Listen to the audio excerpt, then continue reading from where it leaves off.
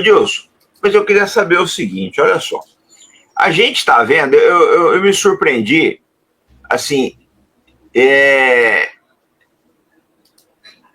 se fosse assim, vamos dizer, se fosse assim, nas mídias que nem as nossas, que são mídias independentes, eu não ficaria surpreso. Mas eu vi uma matéria no UOL ontem falando de túmulo da OTAN mesmo, enterro da OTAN. Eu queria saber de você o seguinte, se a OTAN naufragar e ela está atravessando mares tempestuosos, restará à Europa um exército multinacional. A Europa tem, até onde eu sei, tem mais, mas que eu lembro de cabeça, 2 experiências de exército nacional e operações, Napoleão e Hitler. Os 2 não acabaram muito bem, não. Mas aí eu queria saber de você, como é que você vê esse panorama todo? Bom, o cenário está bastante conturbado, vai ter muita novidade ainda pela frente, tem muita coisa por acontecer, mas eu concordo com o senhor, a OTAN ela está vindo de um processo de deteriorização já faz tempo. Na verdade, a OTAN se manteve com a guerra da Iugoslávia. Foi a primeira grande mobilização para que a OTAN se declarasse com uma aliança necessária ali. Porque eu desconsidero a Guerra do Golfo, uma vez que a Guerra do Golfo, a primeira Guerra do Golfo, ela já foi uma aliança, uma coalizão, inclusive com as nações do próprio Oriente Médio e não necessariamente da OTAN, embora ela tenha participado diretamente em apoio dos Estados Unidos.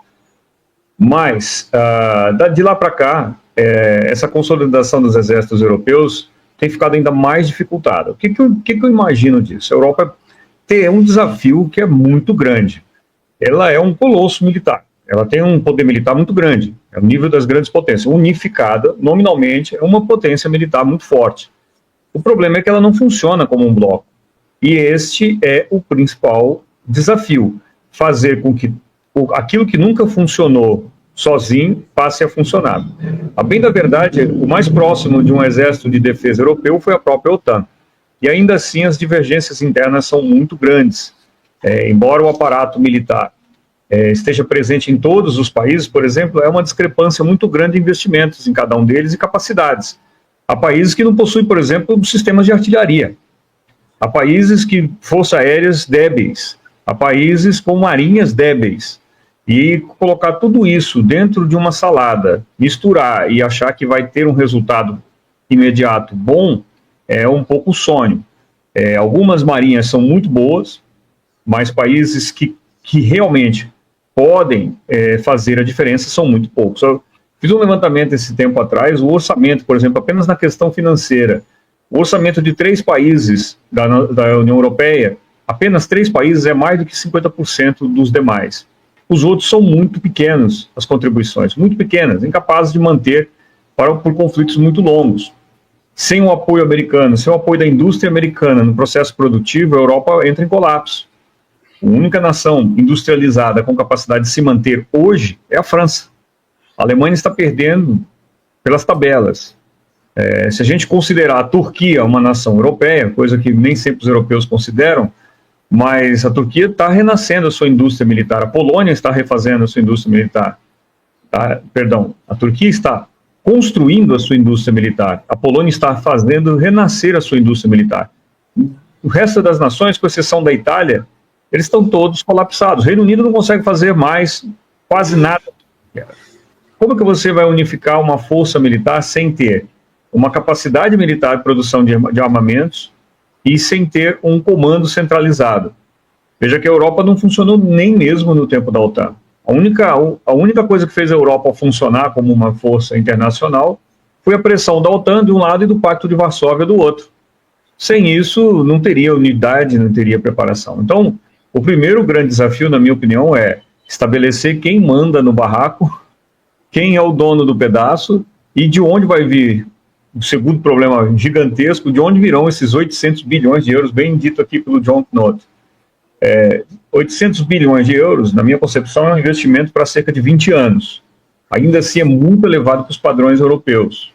Isso vai ter um sério problema de execução ao longo do tempo, eu vou falar mais adiante, por conta da coxa de retalhos que é a União Europeia. Nenhum grande programa europeu foi tocado em conjunto. Vejam que a ideia inicial de ter um carro de combate padrão nunca funcionou. A ideia inicial de ter um caça padrão europeu nunca funcionou. Uma fragata europeia nunca funcionou. Um helicóptero padrão europeu, embora haja o NH-90, o NATO helicóptero, né? 90, que foi uma das tentativas de unificação de sistemas de armas, ele também foi abandonado por vários países. E hoje corre aí um risco de não levar adiante. Um programa como esse, o que é muito importante. A Europa não consegue ter uma unidade, isso é a principal questão. Veja que estamos agora com 2 caças de 6ª geração, ou 5ª geração, 6ª e meia. Tem gente que adora sopa de letrinha. Eu digo que os novos caças europeus que estão em desenvolvimento já são 2 programas separados.